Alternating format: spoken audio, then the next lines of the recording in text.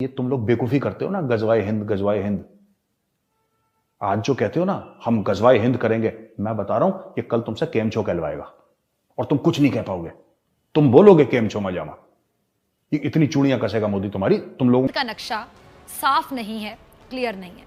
جب بھی پاکستان اور بھارت کی سرحدوں پر کشیدگی بڑھ جاتی ہے تب غزوہ ہند کی صدائیں تیز ہونے لگتی ہیں، سنائی دینے لگتی ہیں۔ یہ غزوہ ہند آخر ہے کیا، آپ تمام لوگ سوچتے ہوں گے، اور اس سے بھارت اتنا زیادہ خوفزدہ کیوں ہے؟ اس کی اچھا ٹھیک ہے، جو لوگ سپنا دیکھ رہے ہیں غزوہ ہند کا، میں بہت اسپشٹتا کے ساتھ کہہ سکتا ہوں یہ نیا بھارت ہے۔ یہ دنیا کے سب سے لوکپریہ نیتا سے نریندر مودی جی کے نیترتو کا بھارت ہے۔ اس نئے بھارت میں وکاس سب کا لیکن تشٹیکرن کسی کا نہیں، سب کا ساتھ سب کے وکاس کی بھاونا کے ساتھ سرکار کاریہ کر رہی ہے، سب کا وشواس اور سب کے پریاس کو لے کر کے سرکار چل رہی ہے۔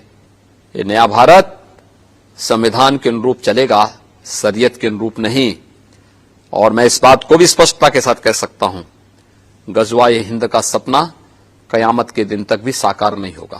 کرو، نکلو باہر، سارے مسلمانوں کو اکٹھا کرو، حملہ کر دو انڈیا پر، خوب مارو پکڑ کے سب کو۔ اس سے پہلے آئینہ دیکھ لینا، اپنی شکل دیکھنا غور سے، غزوہ ہند کریں گے۔ جب ہمیں غزوہ ہند کرنی ہوگی تم لوگوں کو پتہ بھی نہیں لگے گا، ٹھیک ہے؟ تو صبح کو اٹھو گے نا تو ہو چکی ہوگی غزوہ ہند، تو اس لیے نا آپ بھی یہی سمجھیے۔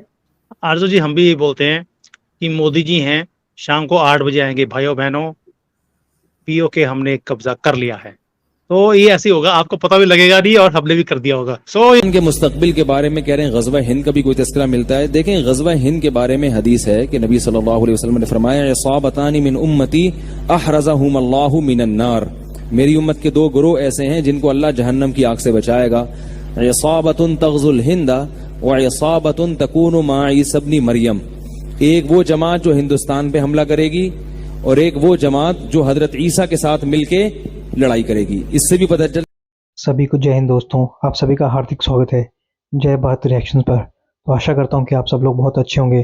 تو آج کی انٹرسٹنگ اور ایک مزیدار ویڈیو میں آپ دیکھیں گے فضا خان اور لال ٹوپی یعنی پاکستانی زاہد احمد کو غزوہ ہند کے سپنے دیکھتے ہوئے، جو کہ ہر ایک جہادی مائنڈ سیٹ والا پاکستانی دیکھتا ہے کھلی آنکھوں سے بھارت پہ قبضہ کرنے کے لیے۔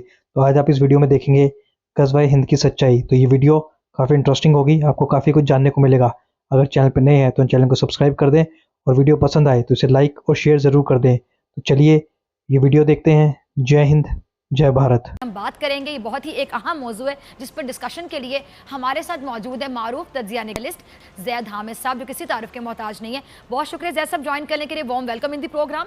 ہم نے دیکھا کہ جب بھی پاکستان اور بھارت کے تعلقات میں کشیدگی بڑھ جاتی ہے، کہ جنگ کی صورتحال تک نظر آنے لگتی ہے، تو ہمیں غزوہ ہند کا شور سنائی دیتا ہے، اور ہم کافی عرصے سے غزوہ ہند کا تذکرہ بھی سنتے آ رہے ہیں۔ یہ غزوہ ہند زید صاحب آخر ہے کیا، اور اس سے متعلق میں چاہوں گی کہ احادیث میں کیا فرمایا گیا، آپ پلیز وہ بھی بتائیے گا۔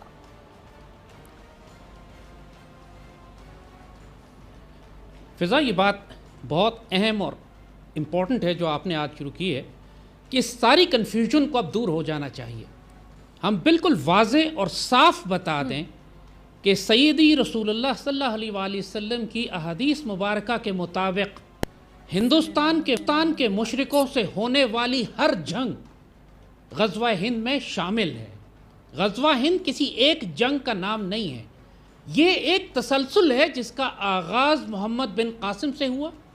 سلطان محمود غزنوی بھی غزوہ ہند کی مہموں میں شریک ہوتے تھے، پھر سلطان شہاب الدین غوری فاتح ہند، پھر اس کے بعد احمد شاہ ابدالی، اور اب یہ پاکستان فوج، پاکستان آرمی اور مسلح افواج ہماری جو مسلسل ہندوستان کے مشرکوں کے ساتھ تصادم میں ہے، یہ سب غزوہ ہند کی مختلف مہموں کے نام ہیں۔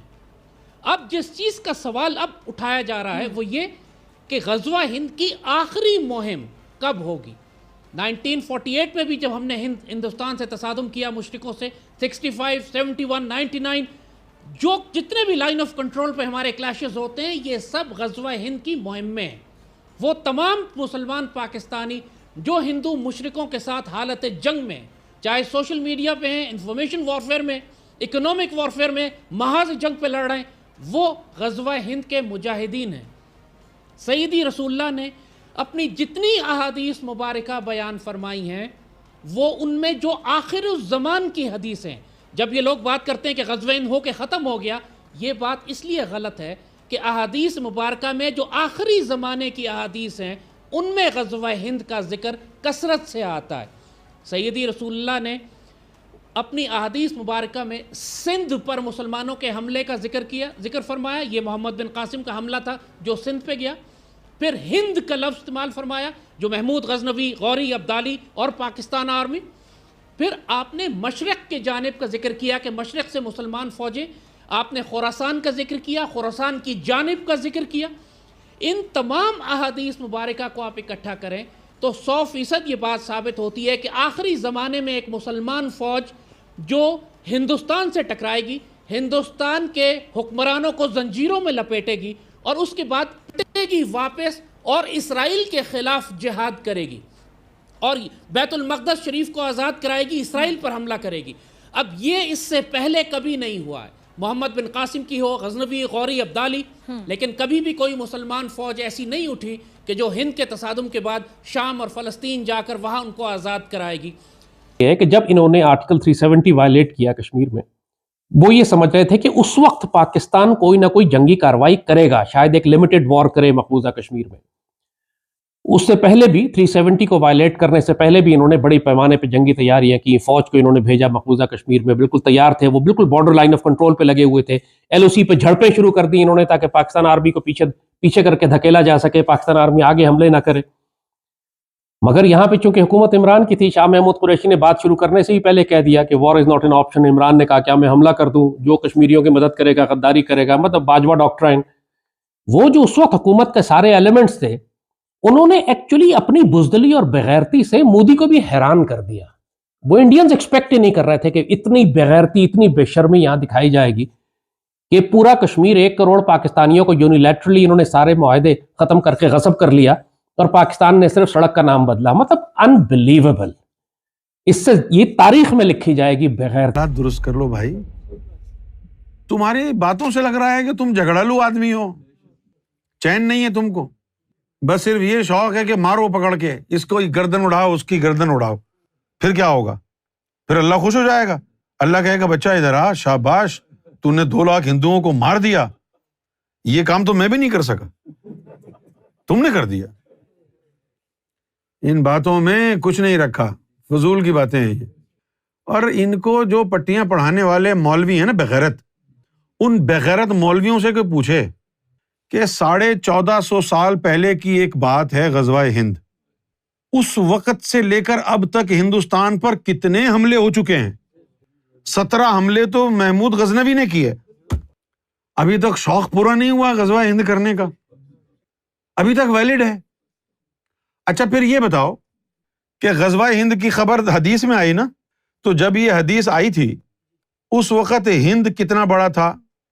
आज जो पाकिस्तान है वो हिंद का हिस्सा था, बांग्लादेश भी उसका हिस्सा था या नहीं था? बांग्लादेश भी उसका हिस्सा था, पाकिस्तान भी उसका हिस्सा था। तो जब बांग्लादेश, पाकिस्तान और इंडिया तीनों को मिला देंगे तो हिंद बनेगा। अब आप बताइए कि आप हिंद में मुसलमान भी बड़ी तादाद में, हिंदू भी बड़ी तादाद में, आपका जिहाद किससे होगा? भाई बांग्लादेश और इंडिया को, पाकिस्तान को मिला दें तो कम से कम इंडिया में ही कमोबेश 30 करोड़ मुसलमान, 24 करोड़ पाकिस्तान में, 28 करोड़ बांग्लादेश में। अबे 80-90 करोड़ तो ये मुसलमान हो गए, तो हिंदू भी इतने ही होंगे, इतने ही मुसलमान, इतने ही हिंदू। अब हमला कौन करेगा और किस पे करेगा? अभी तक पूरा ही नहीं हुआ ख्वाब आपका ग़ज़वा-ए हिंद का। भाई एक आदमी ने 17 मरतबा हमला कर दिया, फिर भी ग़ज़वा-ए हिंद अभी पता नहीं कितने लोगों ने किया। वो जो RSS वाले आके जो कहानी सुनाते हैं अपने लोगों को, यही तो सुनाते हैं कि जी मुगल आए, उन्होंने हम पर हमला किया, हम पर हुकूमत की, फिर फलां आया, उसने हम पर हमला किया, हम पर हुकूमत की, इसलिए तो वो तपे हुए हैं। इन्हीं बातों को तो उनको बार बार याद दिलाया जा रहा है, इन्हीं बातों को याद कर करके तो उनको कहा जा रहा है कि भाई तुम ट्रेनिंग करो, तुम सिपाही बनो। इन्हीं चीजों की वजह से तो वो मजबूत हो गए ना, या नहीं हुए? और आप फिर वही बातें कर रहे हैं कि हम लड़ेंगे, हम गज़वा हिंद करेंगे। कद्दू करोगे तुम, सिर्फ उन लोगों को मजीद भड़का रहे हो ताकि जो कुछ भी वो कर रहे हैं तुम्हारी बातें सुन के कहें देखा हमको तैयारी की जरूरत है, हमको मुनज़्ज़म यूनाइट होने की जरूरत है, ये लोग हमला करने के लिए फिर आएंगे हमारे ऊपर, लिहाजा पहले से जितने मुसलमान हिंदुस्तान में रह रहे हैं सबको काट दो। तुम जैसे जाहिल और गधों की वजह से ये हालत हुई है।